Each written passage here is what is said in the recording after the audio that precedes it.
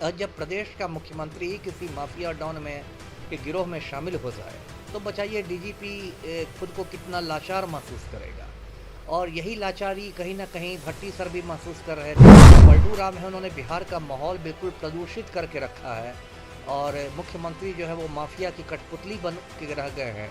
कि आलोक राज सर को free hand दे दिया जाए, खुली छूट दे दी जाए, मतलब राजनीतिक जो हस्तक्षेप है वो बंद कर दिया जाए, तो ये बिहार के अपराधियों का मतलब आप कह सकते हैं बुखार छुड़ा देंगे। बिहार को नया डीजीपी मिल गया है और ऐसे में बिहार के नए डीजीपी बनाए गए हैं आलोक राज। 1989 कैडर के आईपीएस हैं और ऐसे में बिहार के पूर्व आईपीएस अमिताभ कुमार दास हैं हमारे साथ। देखा जाए तो अमिताभ दास से काफी ज्यादा जुड़ाव रहा है आलोक राज का। हमारे साथ बात करने के लिए खुद अमिताभ दास जुड़ेंगे, बात करेंगे। अमिताभ दास जी, कैसे देख रहे हैं नए बिहार के डीजीपी बने आलोक राज? काफी ज्यादा जुड़ाव रहा है। ये देखिए, दर्शकों को पता ही होगा जो पहले वाले डीजीपी थे आरएस भट्टी सर, वो केंद्रीय प्रतिनियुक्ति पर चले गए, सीआईएसएफ के डीजी बन गए। जो केंद्रीय औद्योगिक सुरक्षा बल है उसके डीजी बन के भट्टी सर चले गए। और अब बिहार के नए डीजी आलोक राज सर हैं, जो जैसा आपने बताया 89 बैच के हैं, 89 बैच के, मुझसे 5 बरस सीनियर हैं। और 1999 में मैं जब देवघर का एसपी था, मेरा ट्रांसफ़र हुआ था, तो मेरी जगह वही आए थे और उन्होंने ही मुझसे प्रभार लिया था और काफ़ी उनका मतलब स्नेह रहा है मुझ पर। तो देखिए, डीजीपी बने हैं, अच्छी बात है, अच्छे अधिकारी हैं आलोक राज सर, संवेदनशील है, सब है। लेकिन आज जो बिहार में हालात है उसमें कोई भी जो डीजीपी है उसके लिए फ्री होके काम करना बहुत मुश्किल है, क्योंकि जो मुख्यमंत्री है हमारे पलटू राम, वो माफिया डॉन अनंत सिंह के आज्ञाकारी चपरासी बन गए हैं। और जब प्रदेश का मुख्यमंत्री ही किसी माफिया डॉन में के गिरोह में शामिल हो जाए तो बताइए डीजीपी खुद को कितना लाचार महसूस करेगा।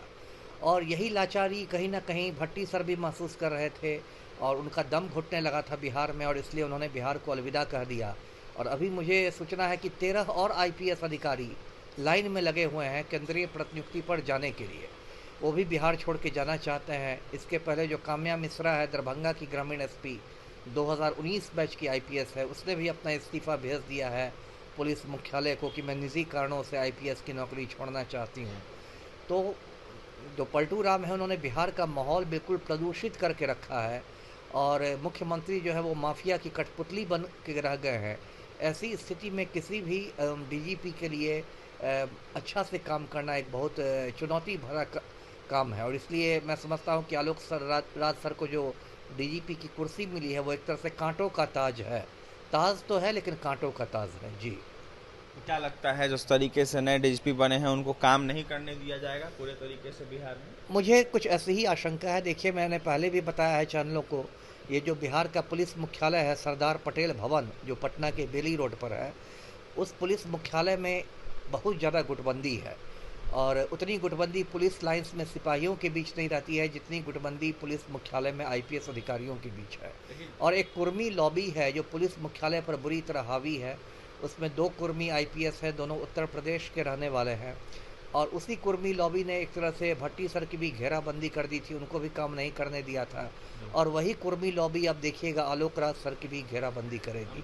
जी, लगातार आलोक राज को लेकर जिस तरीके से खबरें आती है, कहा यह जाता है कि काफी संवेदनशील रहते हैं किसी भी घटनाओं को लेकर। जो भी लोग उनके पास जाते हैं, जो फरियादी जाते हैं, उनकी बात बहुत ध्यान से सुनते हैं और त्वरित कार्रवाई करते हैं। इस तरीके की बातें आती नहीं, वो हैं। सही बात है। उन्होंने आके मतलब 5-6 100 भी गिनाए हैं कि एक समय होना चाहिए, पुलिस को समय पहुंचना चाहिए, टाइम पर पहुंचना चाहिए, सार्थक होना चाहिए पुलिस का कार्य, मीनिंगफुल होना चाहिए। तीसरा 100 उन्होंने संवेदनशीलता गिनाई।